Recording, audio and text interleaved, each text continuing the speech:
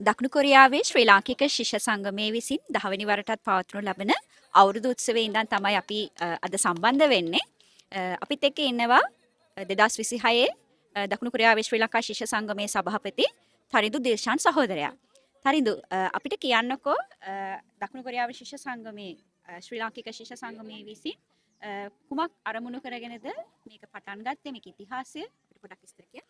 මුලින්ම සුබ අලුත් අවුරුද්දක් වේවා කියලා ප්‍රාර්ථනා කරන හැම දෙනාටම. ඉතින් මේ ශ්‍රී ලංකා ශිෂ්‍ය සංගමය ගැන පොඩි හැඳින්වීමක් කරොත් ශ්‍රී ලංකා ශිෂ්‍ය සංගමය ආරම්භ වෙන්නේ 2010 වර්ෂයේ. ඉතින් 2010 වර්ෂයේ ඉඳලා වසර 16ක් පුරාවට අපි විවිධ උත්සව පවත්වමින් අපේ අලුත් අවුරුදු උත්සවය අද දින 10 වෙනි වරටත් චාන්සිං විශ්වවිද්‍යාලය ක්‍රීඩාංගණයේදී පැවැත්වෙනවා.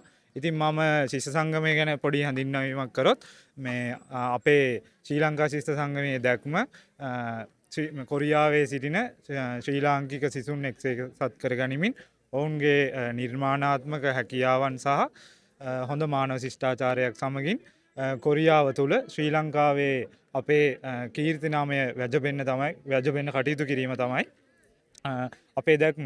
ඉතින් ඒ වගේම අපේ මෙහෙවර ගැන පොඩි සඳහනක් කළොත් ඉතින් අපේ දැක්ම සාක්ෂාත් කර ගැනීමට අපේ කොරියාව තුළ සිටින අපේ ශ්‍රී ලංකා ශිෂ්‍ය ශිෂ්‍යයන්ගේ සමාජික අධ්‍යාපනික වගේම විනෝදාත්මක වැඩ කටයුතු අපි සංවිධානය කරනවා.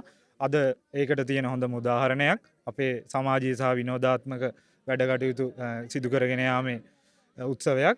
ඉතින් ඒ වගේම කොරියාව තුළ ජීවත් වෙද්දී කොරියානු පුරවැසියන් සහ කොරියානු ආයතනයත් එක්ක අපේ ශිෂ්‍ය ශිෂ්‍යයන් වැඩ කරන්න සිදු වෙනවා. ඉතින් ඒකට මහඟු අත්වැලක් වෙනවා අපේ ශිෂ්‍ය සංගමය. අපි සෑම විටම ඔවුන්ට එක්ක අත්වැල් බැඳගෙන ඉන්නවා ඒ වගේ දේවල් වලදී කටයුතු කරන්න. ඉතින් ඇත්තටම අපේ ශිෂ්‍ය සංගමයෙන් මේ වසර පුරාවටත් ඉදිරියටත් විශාල වැඩ කටයුතු ටිකක් තවත් සංවිධානය කරමින් පවතිනවා. ඉතින් ඒ ගැන විස්තර කියයි අපේ 2026 වර්ෂයේ ලේකම්තුමිය විසින්.